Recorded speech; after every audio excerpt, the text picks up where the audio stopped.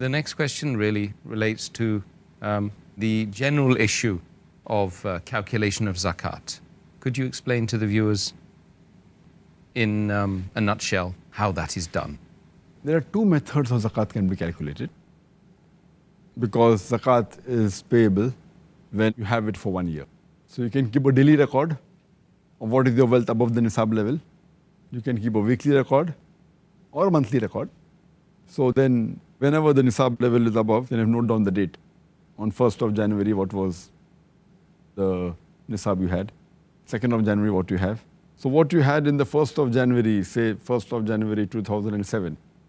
So 1st of January 2008, it will be liable for zakat. Then what you had on 2nd of January, calculate it. Then 3rd of January, or on weekly basis, or on monthly basis. But to keep a record of all this is very difficult. Then you'll be spending half the day in keeping the record, which will be difficult. So it's not practical at all.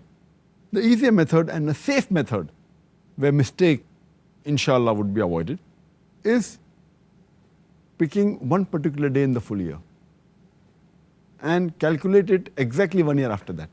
Most of the people prefer Ramadan because it is the month of charity and we get more blessings and more rewards. But Ramadan is not the only month that you have to pick up. You can pick up any day of the year. But it should be calculated according to the Hijri calendar, not according to the solar calendar. So 1st of January 2007, 1st of January 2008 is wrong. It should be 1st Shaban or 1st of Hajj.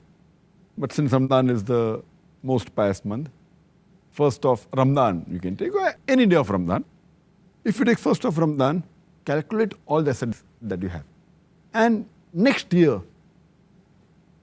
if it's 1st of Ramadan, 1420 Hijri, then 1st of Ramadan, 1421st Hijri, you should see what amount you have.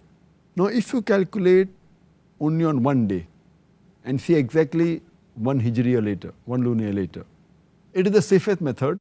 There can never be any possibility that you will give less zakat.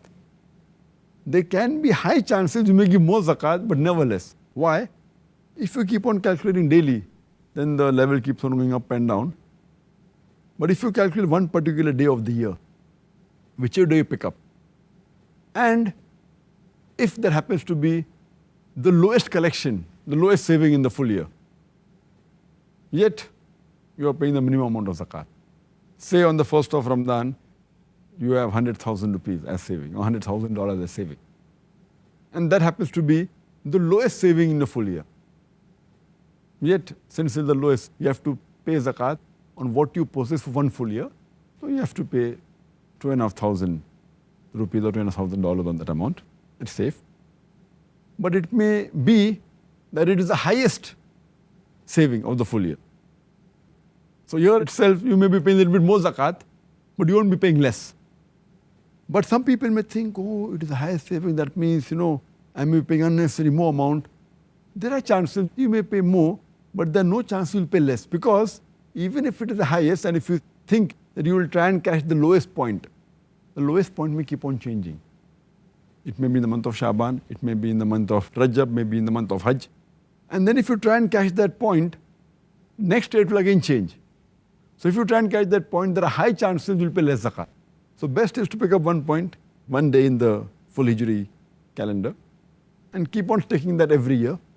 And you'll be less assured that you will never pay less zakat, you may pay more.